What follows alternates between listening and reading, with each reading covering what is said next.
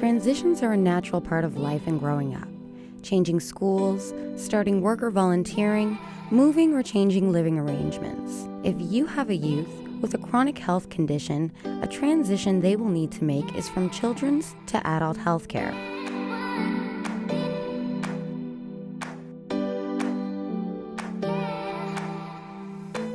Hi there, my name is Kristen Hemming. I was a patient at the IWK for 5 years and I transitioned about 5 years ago. My name is Athena Milios. I'm 20 years old and I started being a patient at the IWK at the age of 16. I think transitioning from pediatric to adult care means to me is really the idea of being more self-aware and learning how to live with your healthcare condition. So it's less about moving buildings and health authorities, but it's more about gaining those life skills that you're going to need for the rest of your life and feeling confident that you're able to do that by yourself. To me, transitioning means that you are moving from all of your specialists and any healthcare professionals that you are seeing at the IWK, you transition over to a hospital or a system that is primarily focused on treating adults.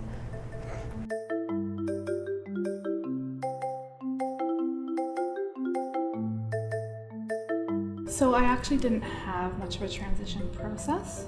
I didn't really know that I had to leave the IWK.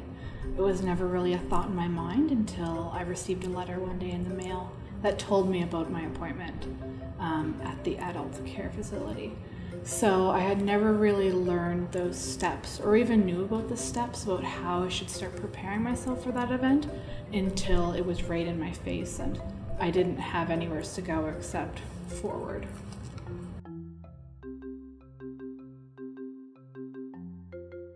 I was kind of on my own in the community for a couple weeks before I was able to fully make the transition. So at that point, it was really important for me to have community supports that I needed to kind of rely on, because obviously the healthcare systems aren't perfect. So transitioning is probably not very often going to be completely a smooth transition.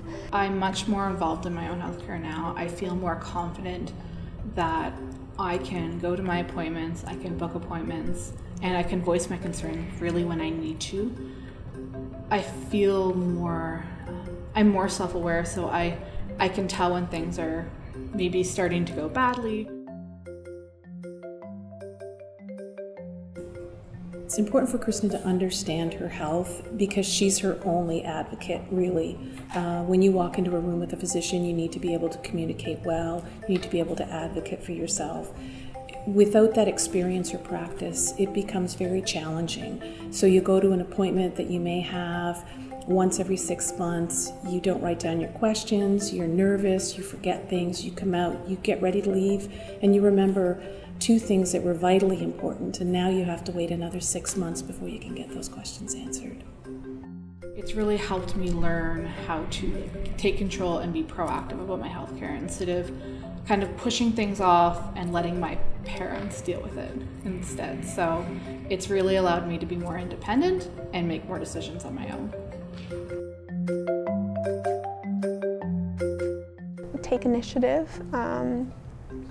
Think about what you need and how you're going to communicate your needs to your healthcare professionals. Make sure that you are aware of your condition and know everything kind of that you need to know about it, like things that could trigger it, what helps you, and just be more aware of what you need to do to take care of yourself.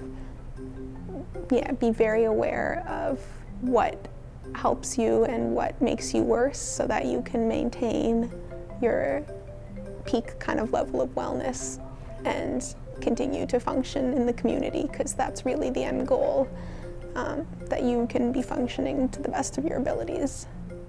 Here are some important things to remember about transition planning. Start preparing for transition early, around 12 years old. Talk with the healthcare team and your youth about their healthcare needs.